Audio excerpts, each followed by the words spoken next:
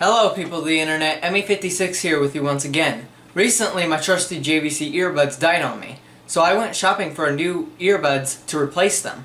I thought about getting the JVCs again, which only cost me $7 when I bought them a year ago, and they seem pretty reliable. But I decided I'd go up the price bracket for these. In question are the JBL Inspire 300, which are these. I paid $30 for these headphones, so they're going to have a lot to live up to, seeing that the JVC headphones I got for $7 back in 2015 lasted me over a year, and well, they were pretty good. One place where the $23 extra cost went was probably in the accessories, because not only do you get the box, which has a magnet thing, and the earbuds themselves, you also get a carrying bag, which I'll demonstrate in a little bit, and some extra ear tips, and a bag to put them in. The ear tips in question are rather bouncy, as you can tell. Now with the accessories out of the way, let's get to the earbuds themselves. So the earbuds have a pretty basic design, as you can tell, although you can definitely see it's not standard. And well, it's got a magnet system, which is used for the carrying pouch, which I will demonstrate later in the video. It also has these this microphone thing that sounds horrid, and it has three things at the end there, which basically means that at least one of them are used for the microphone. The cool part about these earbuds is they can be used basically anywhere. So you can use it on just about anything you could think of, you know, including portable CD players, phones, tablets, laptops, speakers. You could hook this thing up to anything, even a Yamaha music thing that I have no idea what it does, to be honest. Unfortunately, there are no ratings on sound, seeing that it just says on the box, JBL Signature Sound. What even is that? Well, then again, I've never experienced it until I bought these. There's also no demo display, which is normal for earbuds, because, let's be honest, do you really want somebody else's earwax in your own ear? Isn't that a little disgusting and a little bit unsettling?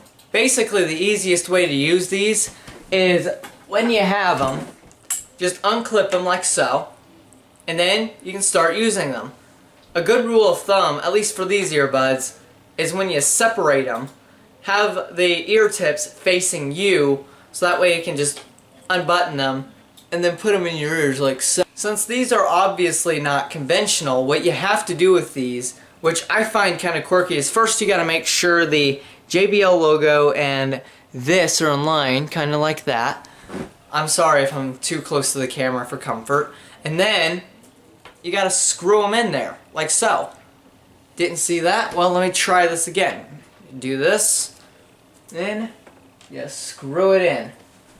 Now that's honestly kind of unsettling for me, because unfortunately, unless you have them screwed in correctly, you're not gonna get the signature JBL sound that they're touting here. Another thing about these earbuds is they're supposed to never hurt to put on or fall out.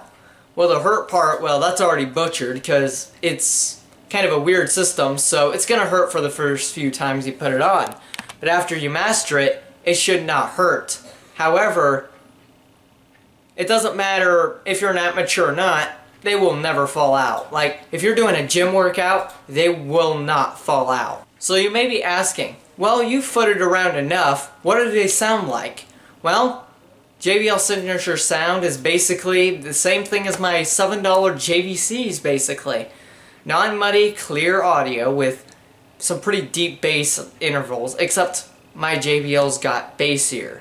This is meant for a little bit more balanced, but not really more balanced sounds. Okay, so they sound okay if you put them on correctly. But is the bag any more practical than just carrying them in their pocket? Not really. Here's the bag, and here's my 9.7-inch impression fake iPad. And then, here's the bag and the box. except the bag is a little thinner.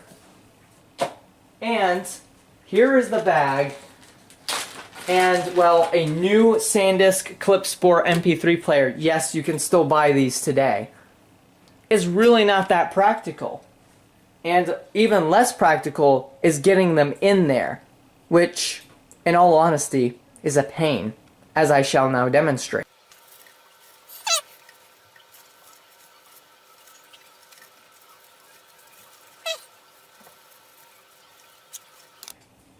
As you can tell, it's definitely a little bit of a process to get them in. But once you got it in, again, it's not really that practical. Here it is next to the MP3 player, but here it is next to my phone. Yeah, it's not much smaller. So get used to carrying luggage in your pocket. Inevitably, I'm gonna get some smart butt in the comments going, "Ooh, but can you just put them in the other way? Would that be easier?" In all honesty, that's actually a little bit harder.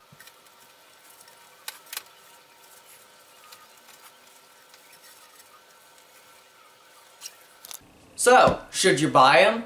Well, if you can get used to a different system of screwing them on instead of just putting them on like you're used to, and if you want JBL signature sound on the cheap, I'd say yes. Otherwise, skip them.